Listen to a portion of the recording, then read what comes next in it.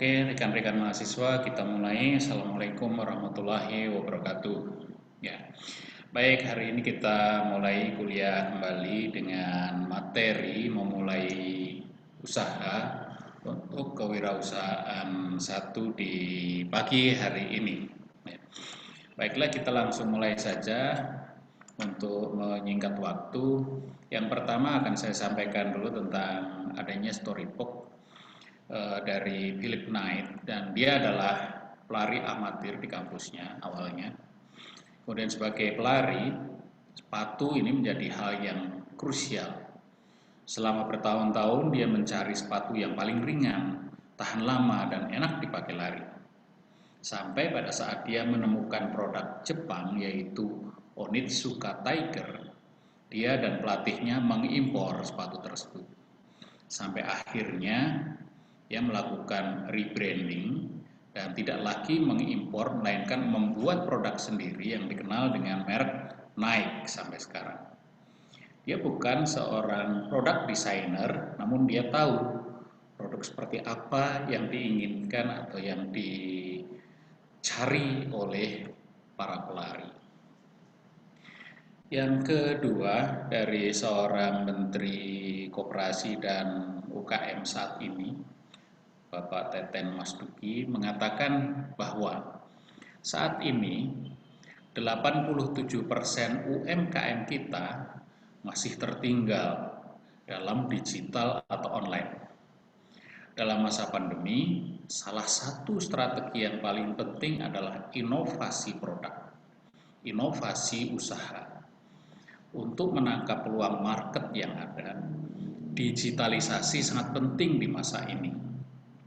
Agar UMKM dapat menguasai pasar dalam negeri. Nah, seperti itu yang dikatakan oleh Bapak Teten Mas Duki selaku Menteri Koperasi dan UMKM saat ini.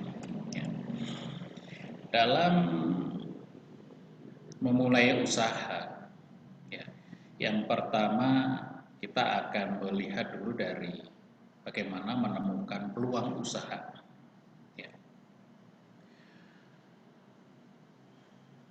Terdapat bagaimana menggunakan dua pendekatan dalam menemukan peluang usaha, yaitu pendekatan yang pertama adalah pendekatan inside out, dari dalam keluar, ya, bahwa keberhasilan akan dapat diraih dengan memenuhi kebutuhan yang ada saat ini. Yang kedua, pendekatan outside in, dari luar ke dalam, bahwa keberhasilan akan dapat diraih dengan menciptakan kebutuhan. Nah, jadi peluang yang ada itu bisa, kalau kita simpulkan, bisa dari dalam juga bisa dari luar. Tinggal pendekatan kita, gitu ya. Inside out artinya dari dalam keluar. Kita punya keberhasilan-keberhasilan, kemudian kebutuhan-kebutuhan, kita coba bawa keluar, ya. Kemudian kalau yang outside in berarti dari luar ke dalam, melihat keberhasilan orang lain, melihat keberhasilan perusahaan lain yang dapat diraih, kemudian kita coba aplikasikan. Selanjutnya ada proses bagaimana memulai usaha yang disampaikan oleh Cian Murphy berikut. Ya, lihat, ini adalah merupakan skema untuk proses memulai usaha. Ya. Pertama, start, ya, mulailah, gitu ya, mulai saja. Nah, untuk memulai ini yang pertama dilakukan adalah test my idea for potential. Nah, jadi kita memiliki ide yang potensial, itu ide-ide yang potensial yang kita miliki itu kita tes supaya ide ini sesuai atau fit dengan apa yang ada dalam diri kita. Makanya kita perlu tes ide-ide kita supaya sesuai dengan potensi yang ada pada kita. Langkah yang kedua atau proses yang kedua adalah create a business plan.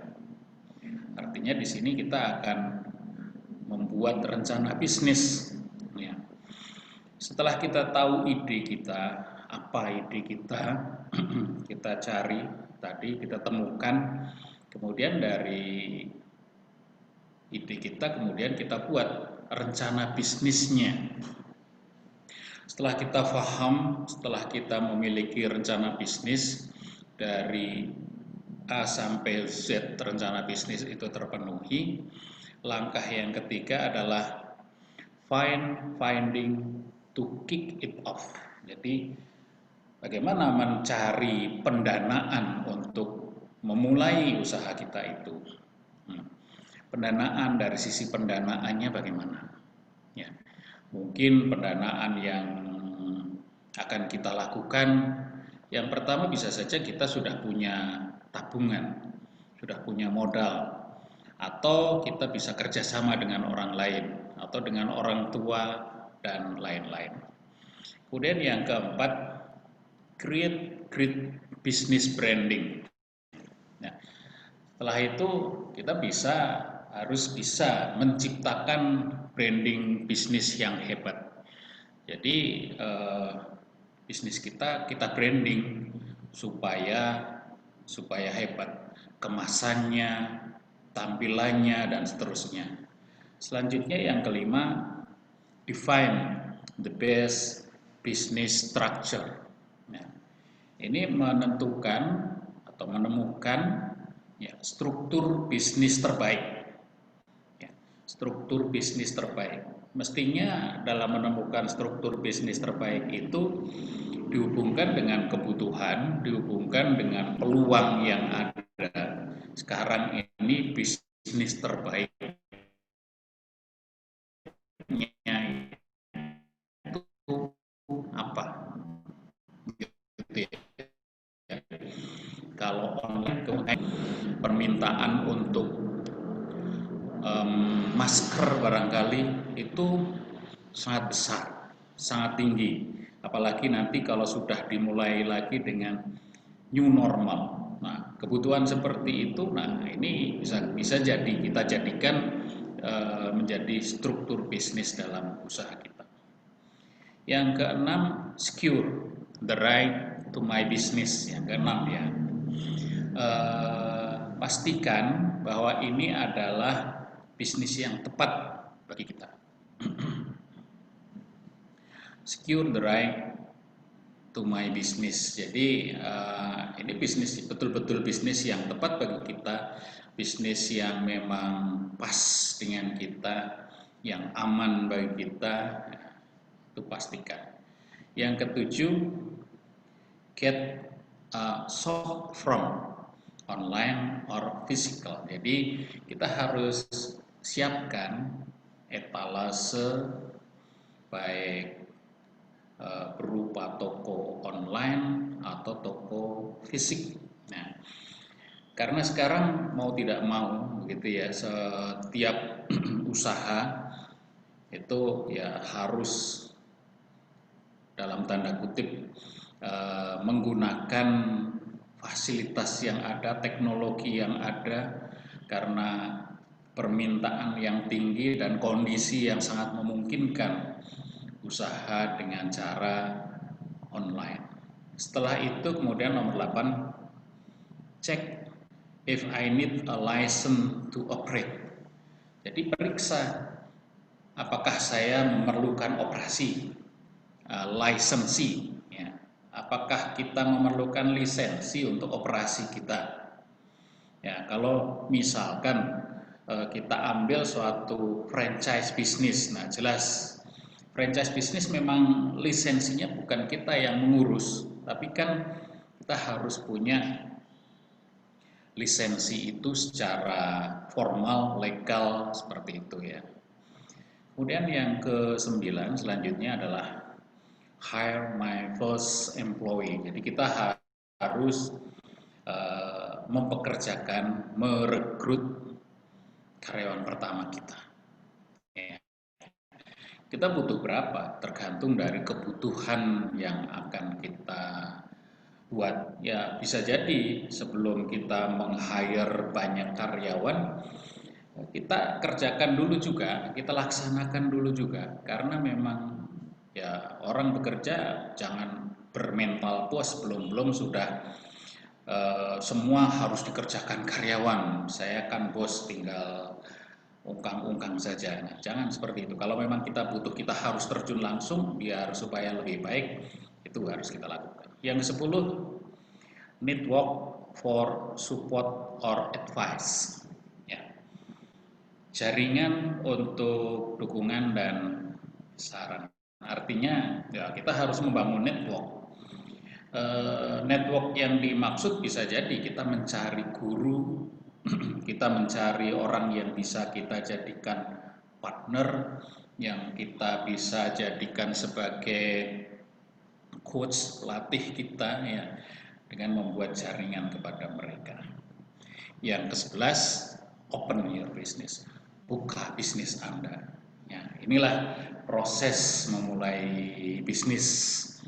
Ya, tentu saja kalau ini dijalankan ya akan menjadi lebih baik. Ya. Kemudian bagaimana menjadi technopreneur?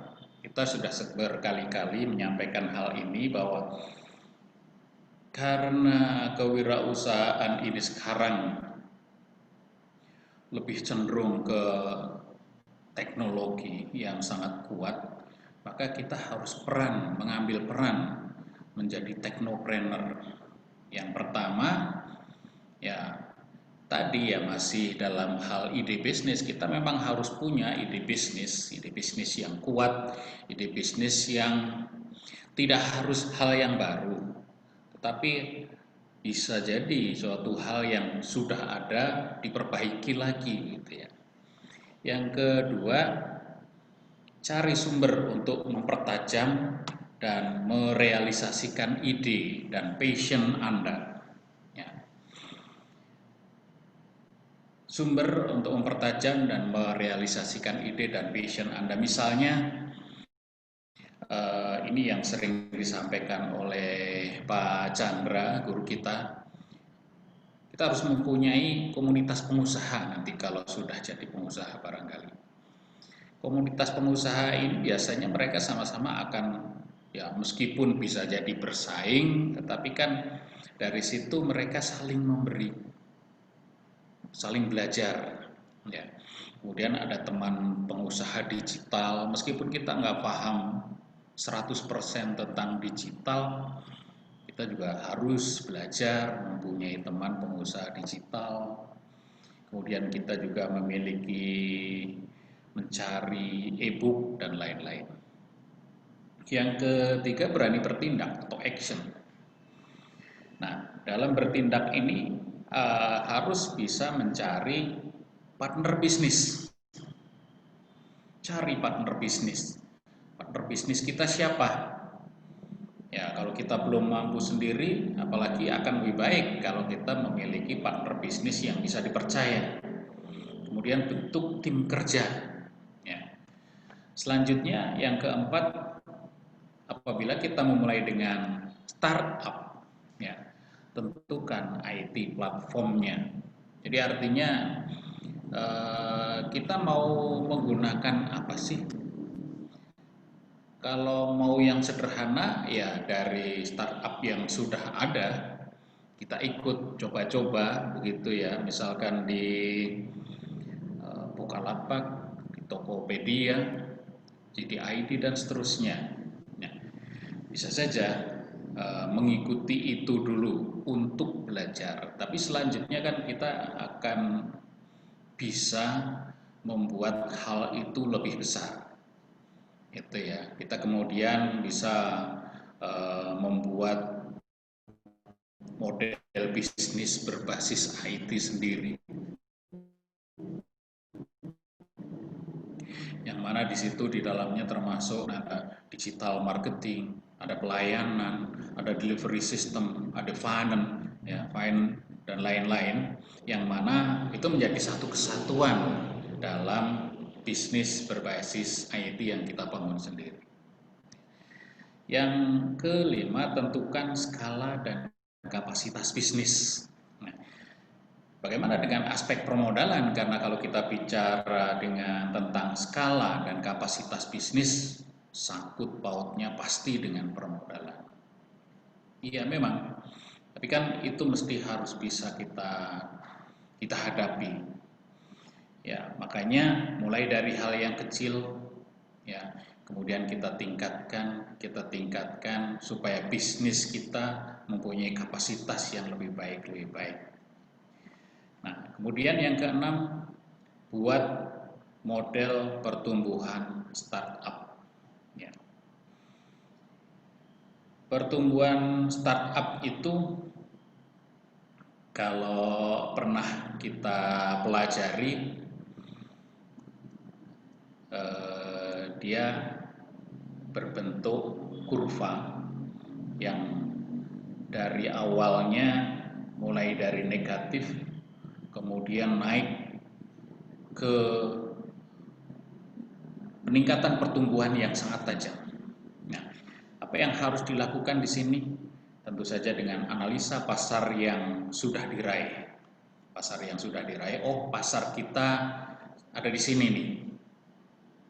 Kemudian analisa seberapa pasar yang masih bisa digarap. Kemudian pasar mana lagi yang bisa digarap.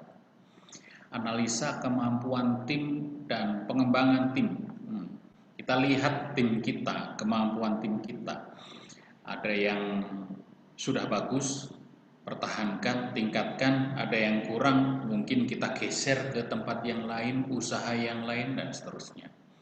Nah, kemudian analisa kebutuhan modal, ya, kemudian kebutuhan sumber daya yang lain. Kita analisa semuanya. Ya, kemudian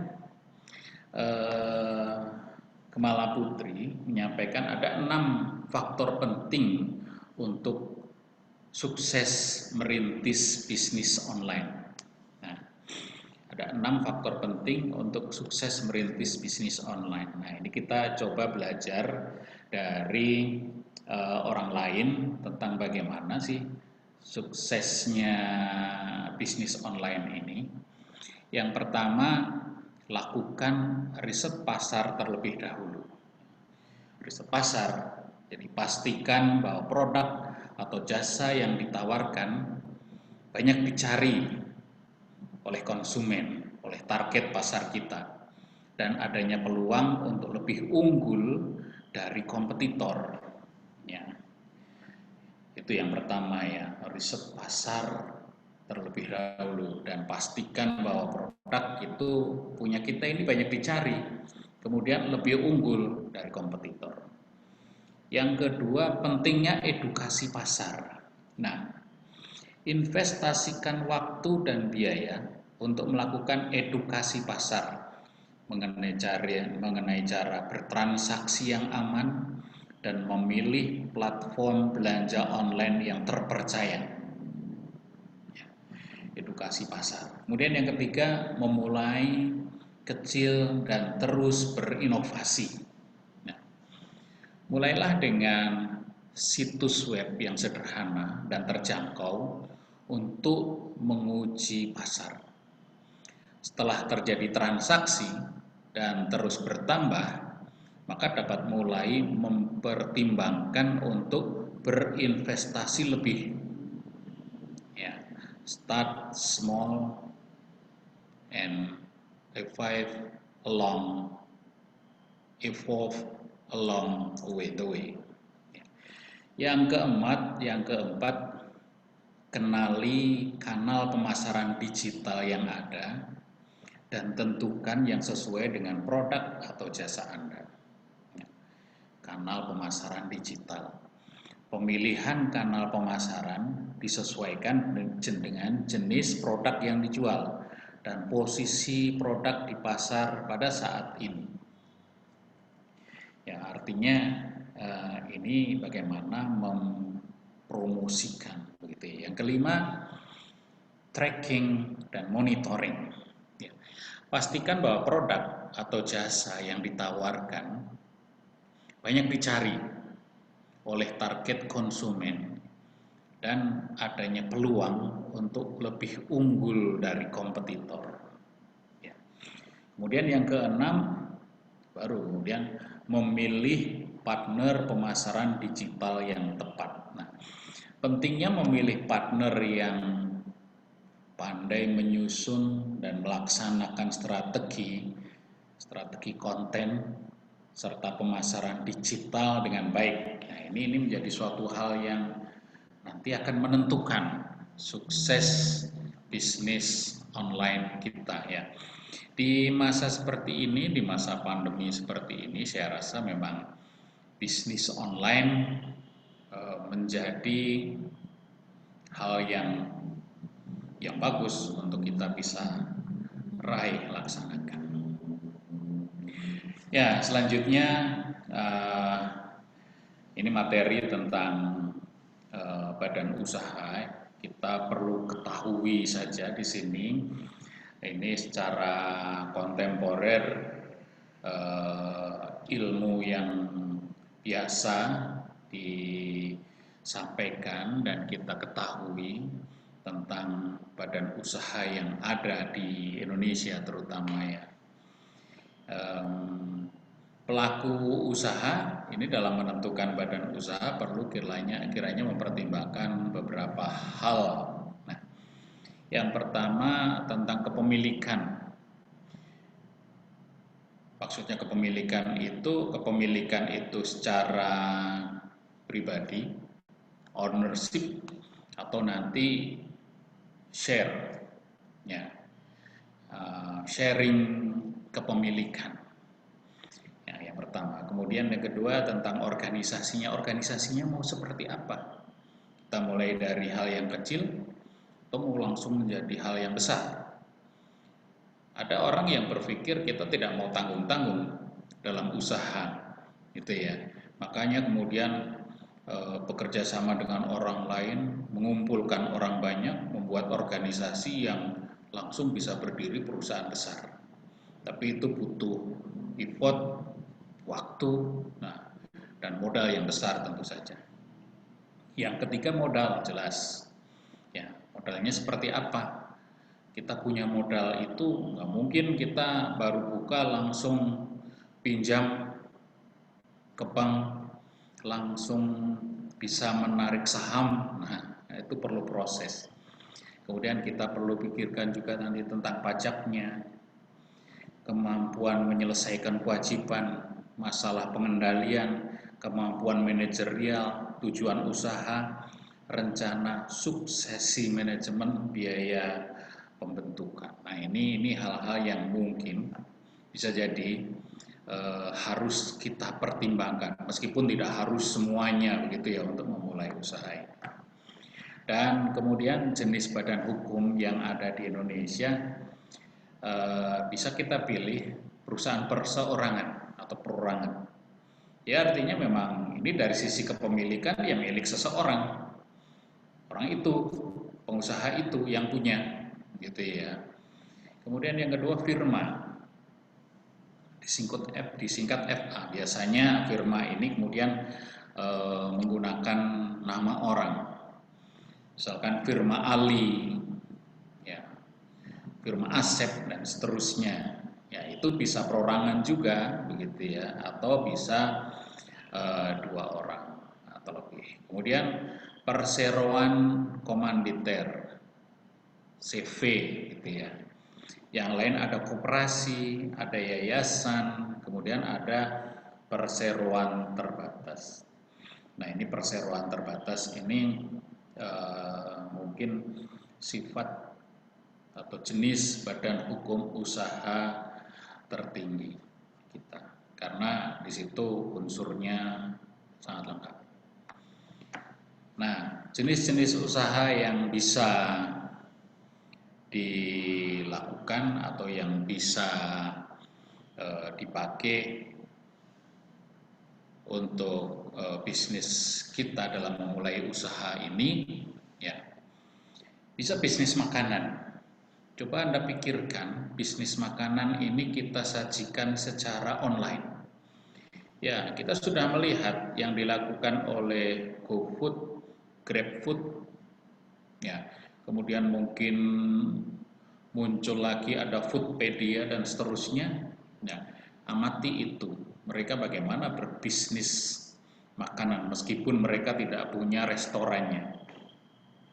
Bisnis minuman, bisnis sembako, ya bahkan eh, seperti perusahaan besar, toko yang berskala besar pun sekarang online dengan bisnis sembako karena memang kebutuhan di masa pandemi ini. Kemudian bisnis fashion, laundry, dan bahan bangunan serta yang lainnya tentu saja banyak sekali macamnya. Ya. Ya, oke. Kemudian selanjutnya dalam memulai bisnis barangkali ada satu hal yang bisa kita pakai alat yang disebut analisis SWOT. Tentu saja ini suatu hal yang sudah sangat populer yang disampaikan oleh Philip Kotler dan Neil Armstrong ya tahun 2008, bahwa analisis SWOT ini adalah merupakan penilaian menyeluruh terhadap kekuatan atau strength, kelemahan atau weaknesses, peluang, opportunities, dan ancaman atau threat suatu perusahaan. Ya.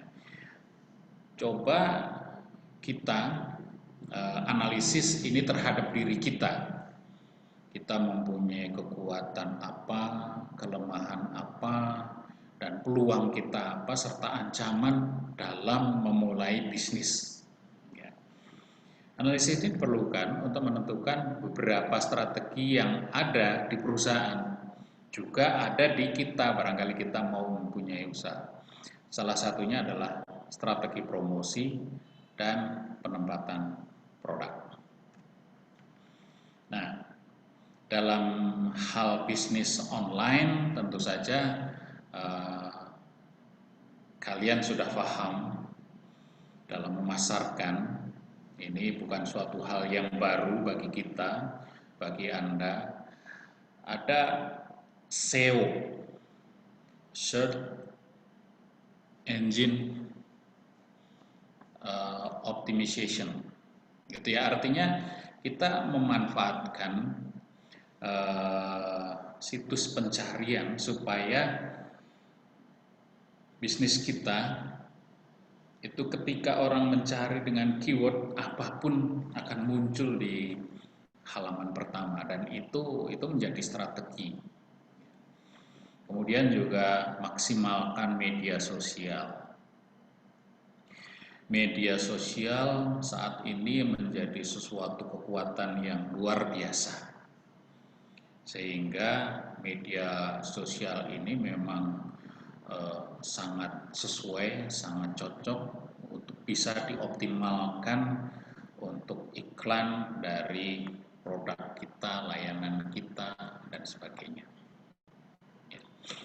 Kemudian beberapa strategi untuk mendirikan usaha, ini menurut Alma.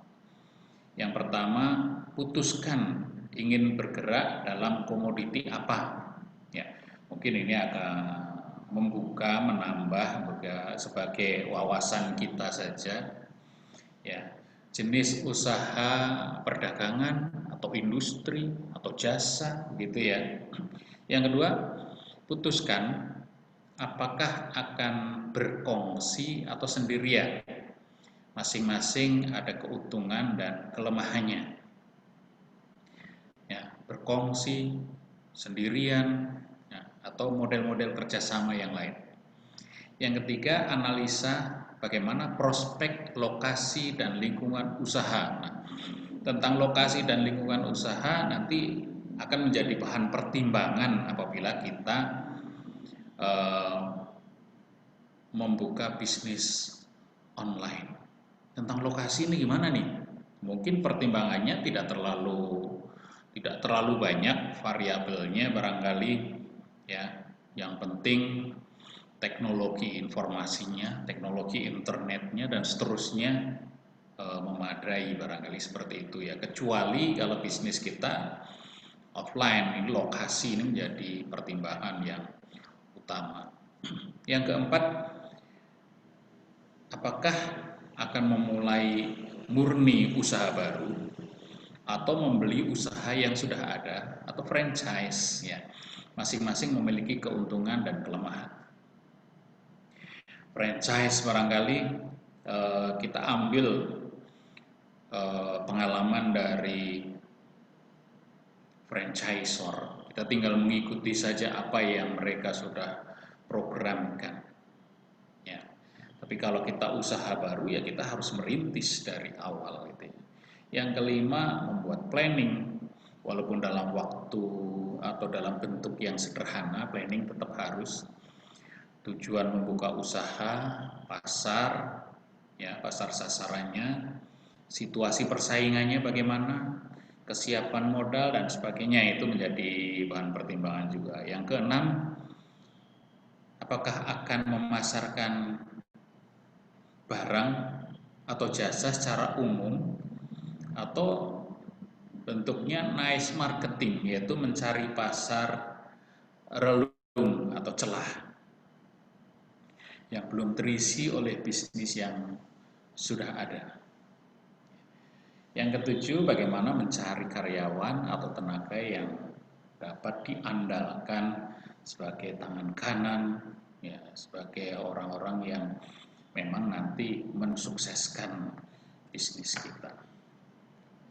Kemudian strategi mendirikan usaha, ini ada 3 strategi pendirian usaha yang dapat dipilih disesuaikan dengan kapasitas yang dimiliki oleh kita, yaitu yang pertama merintis usaha dari awal.